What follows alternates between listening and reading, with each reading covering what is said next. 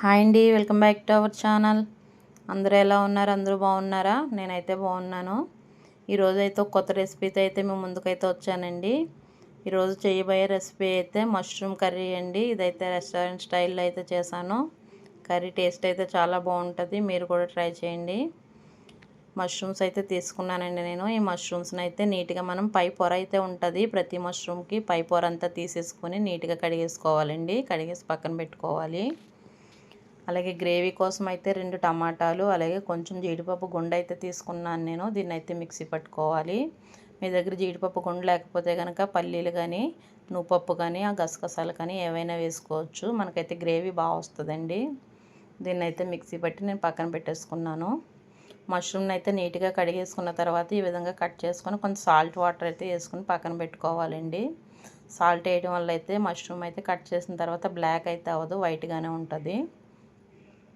ఇప్పుడైతే ముందుగా స్టవ్ వెలిగించుకొని గిన్నె పెట్టుకొని కొంచెం ఆయిల్ అయితే వేసుకోవాలి. ఆయిల్ వేడైన తర్వాత మష్రూమ్స్ అయితే ఫ్రై చేసుకోవాలండి. ఫస్ట్ మష్రూమ్ అయితే స్మెల్ అవి లేకుండా అయితే ఉంటుంది, టేస్ట్ కూడా బాగుంటుందండి ఈ విధంగా ఫ్రై చేయడం వల్ల. అలాగే మష్రూమ్ వేయించేటప్పుడు అయితే ఇందులోంచి అయితే వాటర్ అయితే బయటకు వస్తుందండి. ఈ వాటర్ అంతా ఇలా వస్తూనే ఉంటుంది మష్రూమ్ అయితే వేయించేటప్పుడు. ఇవి కొంచెం ఒక 5 మినిట్స్ అయితే వేయించుకుంటే సరిపోతుంది. వాటర్ని కూడా తీసినా పర్లేదు, మనం అలా ఉంచినా పర్లేదండి. అది మష్రూమ్ వేగిన తర్వాత మష్రూమ్ అయితే తీస్తాను. మళ్ళీ అదే గిన్నెలో కొంచెం ఆయిల్ అయితే వేసానండి. ఆయిల్ వేసిన తర్వాత నేనైతే 2 ఆనియన్స్ అయితే కట్ చేసుకున్నాను. ఆనియన్స్ అయితే సన్నగా కట్ చేసుకుని ఉంచుకోవాలి. సన్నగా కట్ చేయడం వల్ల అయితే మనకు త్వరగా మగ్గుతుందండి. ఆనియన్స్ వేగేటప్పుడు అందులో కొంచెం జీలకర్ర, అలాగే దాచిన చెక్క, లవంగి మొగ్గ, బిర్యానీ ఆకు, పచ్చిమిర్చి వేసానండి. వేసుకుని అయితే వీటిని బాగా వేగించుకోవాలి. ఆనియన్స్ ఎంత వేగితే అంత కర్రీ టేస్ట్ అయితే బాగుంటుంది. ఆనియన్స్ అయితే మగ్గినాయండి. మగ్గిన తర్వాత కొంచెం అల్లం వెల్లుల్లి పేస్ట్ అయితే యాడ్ చేశాను నేను. వేసుకుని అయితే బాగా వేగించుకోవాలి. అల్లం వెల్లుల్లి పేస్ట్ పచ్చివాసన పోయేంత వరకు వేగించాలండి.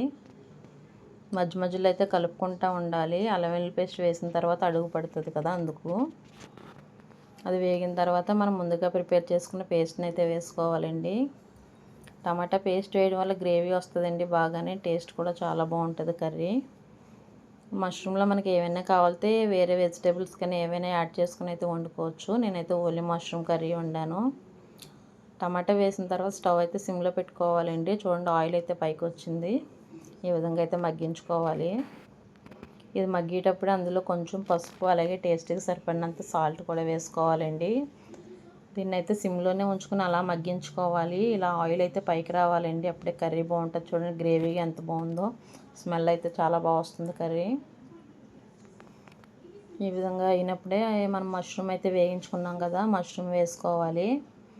అలాగే తర్వాత అయితే కారం వేసుకోవాలండి. కర్రీకి సరిపడా కారం అయితే వేసుకోవాలి. వేసుకుని ఒకసారి కలిపేసుకోవాలండి. కలుపుకున్న తర్వాత కొంచెం గరం మసాలా పొడి, అలాగే ధనియాల పొడి వేసానండి. వేసుకుని అయితే ఒకసారి బాగా మిక్స్ చేసుకోవచ్చు. కొంచెం ఆయిల్ ఎక్కువ వేసుకుంటే కర్రీ మాత్రం చాలా టేస్టీగా ఉంటుందండి. ఇదైతే ఉడికిందండి. కొంచెం వాటర్ అయితే వేసాను నేను.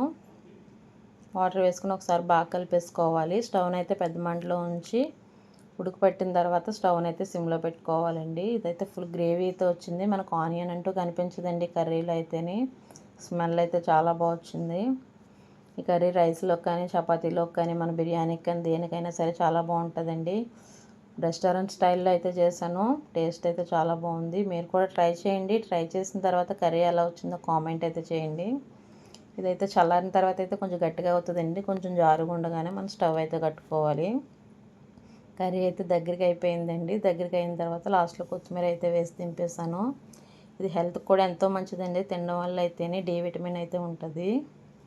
మష్రూమ్ కర్రీ అయితే రెడీ అండి. మా వీడియో కనుక మీకు నచ్చినట్లయితే లైక్ చేయండి, షేర్ చేయండి, సబ్స్క్రైబ్ చేయండి. చాలామంది వీడియో చూస్తున్నారు కానీ లైక్ చేయట్లేదండి. ప్రతి ఒక్కరు లైక్ అయితే చేయండి. కొత్తగా ఛానల్ చూసినట్టయితే సబ్స్క్రైబ్ చేసుకోండి. Thank you for watching video అండి. మరొక కొత్త వీడియోతో అయితే మేము ముందుకైతే వస్తాను. ప్లీజ్ ప్రతి ఒక్కరు సపోర్ట్ అయితే చేయండి. బాయ్ అండి.